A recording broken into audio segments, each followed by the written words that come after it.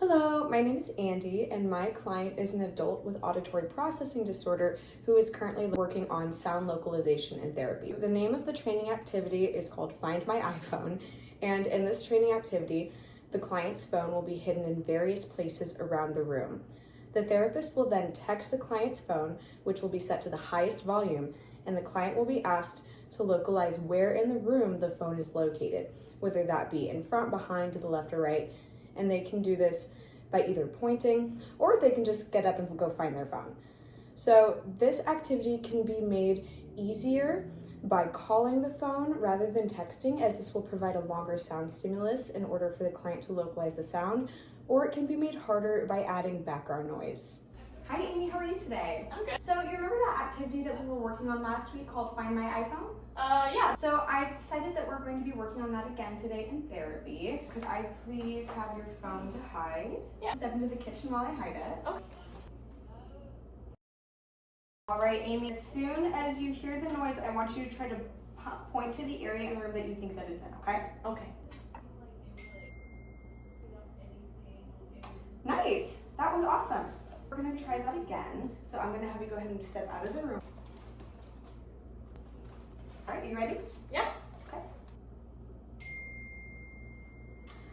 Awesome job. All right, I think we're gonna make this a little bit more difficult, okay? So I'm gonna have you step out of the room. This time we're gonna try it with some background noise, okay? All right. Alexa, play music. Come back in now. All right, you ready? Yeah.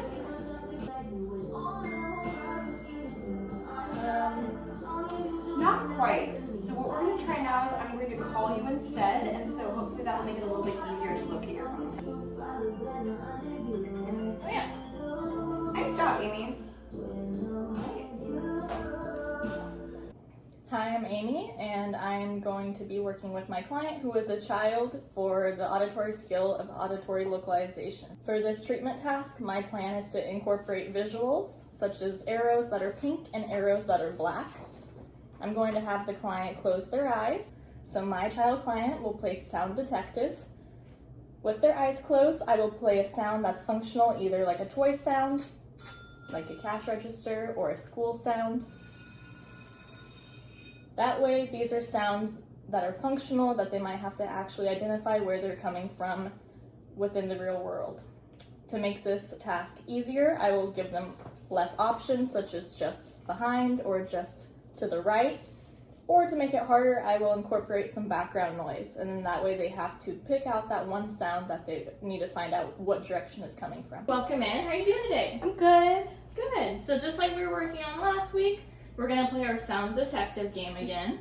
I know we were having difficulty with our lefts and our rights, so I did just write the correct position on all of these arrows just to make that part a little bit easier. Also, I gave you 2 options last week in which you had more success than all 4 of the options. So we're just gonna start off with that and where we were at, and then we can just go from there. Okay. So I'll have you close your eyes for your sound detective game. Keep them closed real tight, and I'm gonna play a sound. I'll tell you when to open them again. Okay.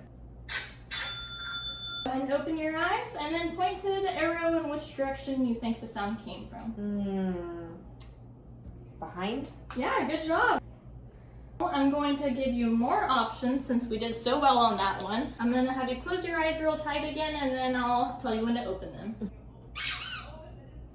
Open your eyes. Mm-hmm. Now, out of all of our options here, what direction do you think it came from?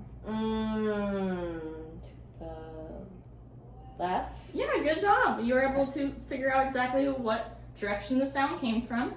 Since we're doing well with many options, I think I'm gonna bring in some background noise, because in daily life, sometimes there's more noise when you're trying to find one sound. Does that now? Do the same thing where you close your eyes, and I'm going to tell you when to open them after I play a sound. Close your eyes real tight for me. Open your eyes. And then out of our options here, where do you think the sound came from? Maybe behind? Yeah, that's a good guess. Let's try and take away some options. And I know the background music might make this a little bit harder. Can you decide on where you think the sound came from? And then to the right? Yeah, exactly. It was to the right. And then I'll just play it one more time so you can kind of hear that with the background noise here. It's coming from the right. Good job.